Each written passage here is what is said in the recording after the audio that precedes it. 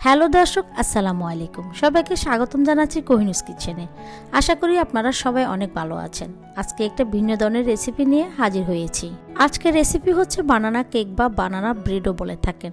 নাস্তা হিসেবে তো এটা খাওয়া যাবেই, সেই সাথে বাচ্চাদের টিফিনও দেওয়ার জন্য একদম পারফেক্ট একটা খাওয়ার।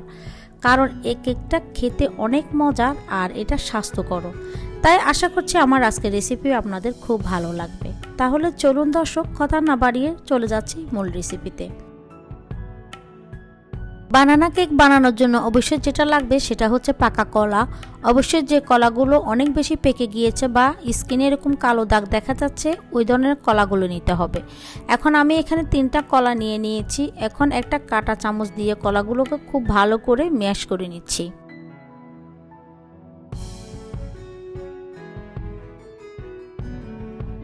এই কাজটা আপনারা কাঁটা চামচ দিয়ে করতে না চাইলে সেক্ষেত্রে আপনারা এটা ব্লেন্ডও করে নিতে পারবেন।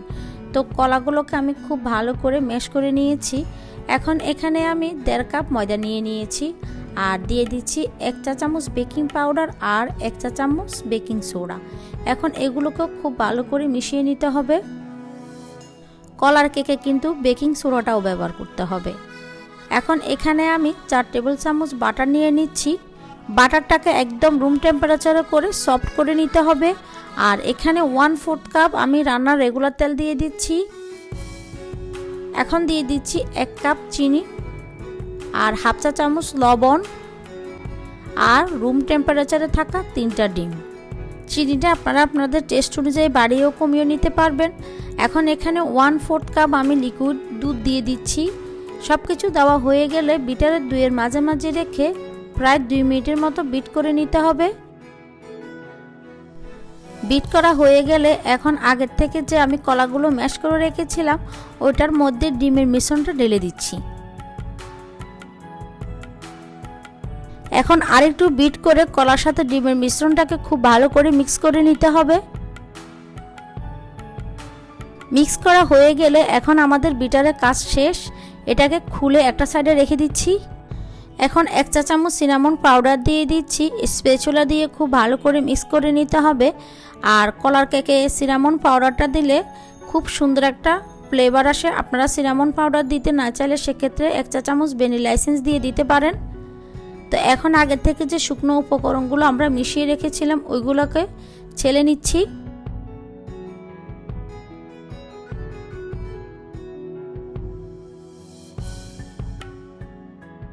এখন একটা স্প্যাচুলা দিয়ে খুব ভালো করে সবকিছু একসঙ্গে মিশিয়ে নিতে হবে।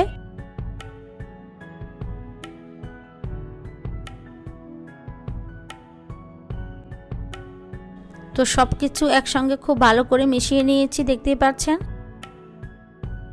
এখন এখানে আমি 1/2 কাপ চকলেট চিপস দিয়ে দিচ্ছি। এখন এটাকেও খুব ভালো করে মিক্স করে নিতে হবে। আর আপনাদের হাতের কাছে চকলেট চিপস না থাকলে স্কিপ করতে পারবেন, তবে চকলেট চিপস দিলে বাচ্চারা খুবই পছন্দ করে এই কেকটা খাবে। এখানে একটা 8 ইঞ্চির কেকের মোল্ড নিয়ে নিয়েছি আর বেকিং পেপার বিছিয়ে আমি তেল ব্রাশ করে রেখেছিলাম। এখন আমি ব্যাটারটা ঢেলে দিচ্ছি। আমি সম্পূর্ণ ব্যাটারটা দিব না, অল্প ব্যাটার রেখে দিব, কারণ 8 ইঞ্চির মোল্ডে কিন্তু সম্পূর্ণ ব্যাটারটা ধরবে না, ফুলে উপরের দিকে পড়ে যাবে। তার জন্য আমি আরও অল্প কিছু ব্যাটার রেখে দিয়েছি। এখন 3 বারে ট্যাপ করে নিচ্ছি।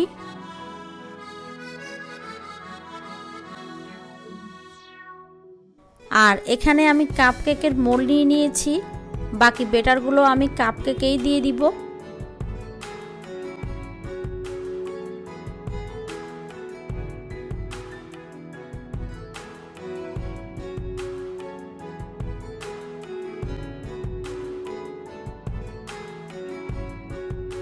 সম্পূর্ণ ব্যাটার দেওয়া হয়ে গেলে এখন একটা ইলেকট্রিক ওভেনে 170 ডিগ্রি সেলসিয়াসে 10 মিনিট প্রিহিট ওভেনে আপ ডাউন হিট অন করে 55 মিনিট আমি বেক করে নিব।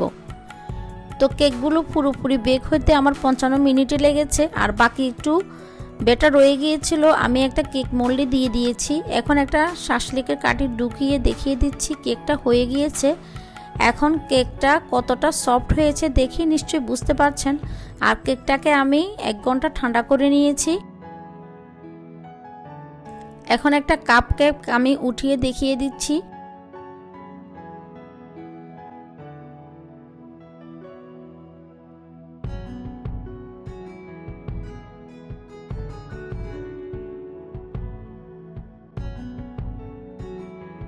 কেকটা কতটা সফট হয়েছে দেখে নিশ্চয়ই বুঝতে পারছেন। আর কেকটা ভেঙে দেখিয়ে দিচ্ছি, দেখুন ভিতরে চকলেট চিপস দেওয়াতে কেকটা কতটা আকর্ষণীয় হয়েছে। এখন বাকি কেকটাও আমি মোল্ড আউট করে নিচ্ছি। কেকটা আমি মোল্ড আউট করে নিয়েছি, এখন এটাকেও কেটে দেখিয়ে দিচ্ছি। ব্যাস তৈরি হয়ে গেল অনেক মজার বানানা কেক। এটা চায়ের সাথে খেতে কিন্তু অনেক মজা লাগবে। আর এটা বানানা ব্রেড অনেকেই বলে থাকেন, কিন্তু এটা খেতে কিন্তু কেকের মতোই। আর কেকটাকে একটা র্যাপিং পেপার দিয়ে র্যাপ করে কিন্তু অনেক দিন খাওয়া যাবে।